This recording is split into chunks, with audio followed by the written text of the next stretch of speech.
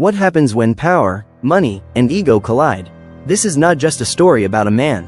It's a storm that shook America. This is Donald Trump. Born in Queens, New York, 1946, son of millionaire real estate developer Fred Trump. From an early age, Donald Trump was taught one thing: never lose. Took over the family business and rebranded it with one word: Trump. Lavish buildings, golden towers, casinos. But behind the shine, debt, lawsuits, and 4 bankruptcies.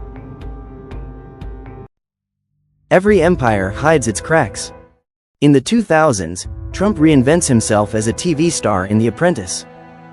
"You're fired" becomes America's new catchphrase. But he wanted more. 2015. Descending a golden escalator, Trump announces his candidacy. People laughed, others panicked. They said it was a stunt.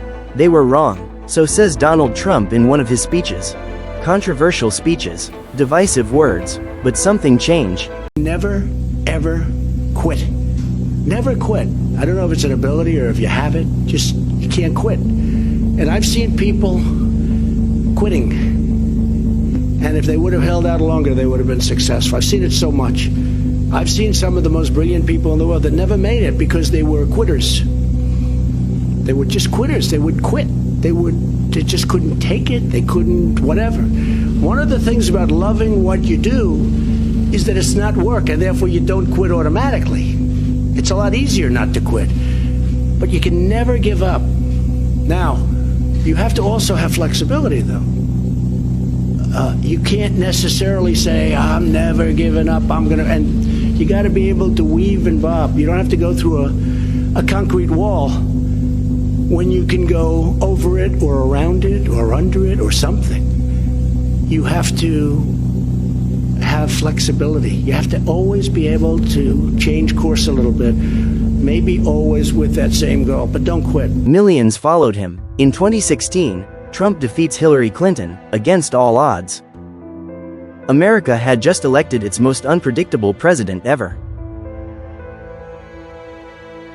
During his presidency, Donald Trump used Twitter as his main weapon for direct communication with the public. This strategy broke away from traditional media and brought an unfiltered approach, resulting in multiple confrontations with the press and public figures. Trump believed that mainstream media was against him, often labeling outlets like CNN, The New York Times, and The Washington Post as fake news. He used Twitter to control the narrative, avoid what he called distortions, and keep a loyal base informed directly by him. Guess who he clashed with? CNN and journalist Jim Acosta. Trump temporarily revoked Acosta's White House access. NBC, ABC, The Washington Post, frequently labeled as enemies of the people. Celebrities. He attacked Meryl Streep, Robert De Niro, and others for speaking out against his administration. Corporations. He tweeted against GM, Ford, and Amazon, sometimes impacting their stock prices. When and how did these attacks happen?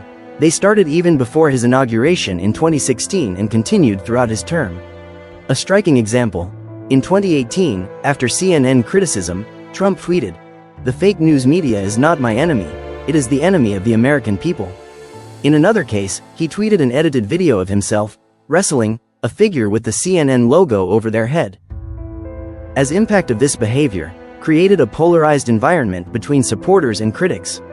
Weakened public trust in traditional media, amplified his views globally, even the controversial ones. And he didn't stop there. Muslim travel bans, family separations at the border, rejected the Paris Climate Agreement, surrounded himself with loyalists, he praised Putin. He fired FBI directors. He shook the system, and his support base? Still growing. 2019. First impeachment, abuse of power in Ukraine. 2021. Second impeachment, inciting insurrection after the Capitol riots.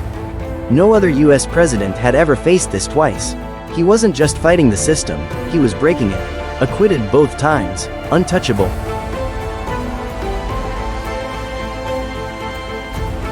2020. Joe Biden wins the election. Trump claims fraud, without evidence. January 6, 2021. Chaos at the Capitol. America shook. Democracy trembled, but didn't fall. January 8, 2021. For the first time in history, a sitting US president was permanently banned from Twitter. The megaphone was gone, the voice silenced. For years, Donald Trump used Twitter as a weapon, a tool, and a stage. With over 88 million followers, it was more than just an app. It was his power base. But after the Capitol riot on January 6, Twitter made a bold move. The reason? Inciting violence. Twitter claimed there was ongoing risk of further incitement. Trump's digital empire collapsed overnight. The world watched. Trump's reaction? He shouted censorship. His supporters cried foul, but the ban stayed. Attempts to tweet through official accounts were blocked. Every path shut down. He was silenced, but not for long. In 2022, Trump launched Truth Social, his very own platform. A place where no one could mute him. He wasn't done. He gave interviews, held rallies, and found new platforms. And when Elon Musk bought Twitter, Trump's account was reinstated. But he didn't return, not yet. Instead, he doubled down on Truth Social, his new kingdom. What does this tell us? That in today's world, power isn't just political, it's digital. And no matter how loud the silence seems, some voices find a way back. To millions, he's America's savior. To others, the biggest threat to democracy. Over 30 investigations, criminal charges, but his base? Loyal as ever. Trump doesn't play by the rules. He rewrites them. This story isn't over. He challenged the system, and the system couldn't stop him. In the land of freedom, fear wears a red tie. Donald Trump, the most feared man in American politics.